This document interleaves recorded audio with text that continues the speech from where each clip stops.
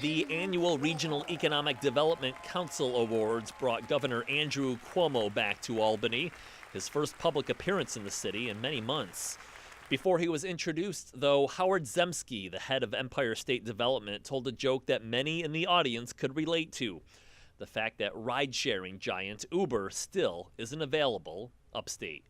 To get here from my office in Albany, I instinctively took out my smartphone and I went to my Uber app.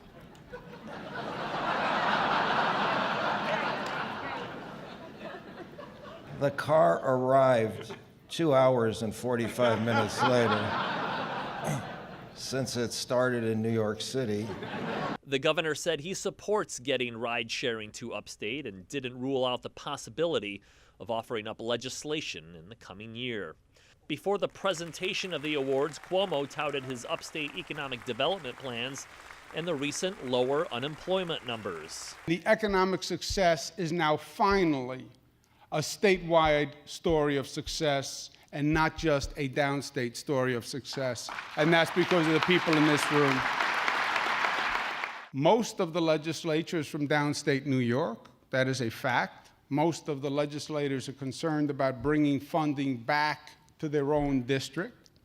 So it was hard for the upstate members to get the kind of attention that upstate needed. And we changed that. We changed that 180 degrees. And I think you see more unity and more power in the upstate delegation than you've ever seen before. And I can tell you this: as long as I am governor of the state of New York, I will never sign a budget that does not help upstate New York with the economic funds it needs, period. On to the awards. Of the 10 regions across the state, half get what is coined the top performer. Over $700 million was to be divvied up. Winners this year included the Mid-Hudson, the Mohawk Valley, the Capital Region, New York City, and the Finger Lakes, a region that has done well in recent years at these awards. Much is made about the pomp and circumstance of this day.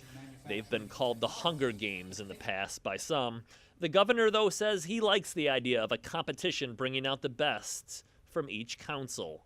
And I think it works for people. I think it's good that they hear each other's ideas. And I think there's a cross-pollination. And look, no one region can really do well unless the adjoining regions are doing well. So it also brings that home. And I like the competitive aspect. You know, the federal government did this many, many years ago, where it moved from what they called block granting to performance grants. The old model was, here's cash, local government, do with it what you will, right?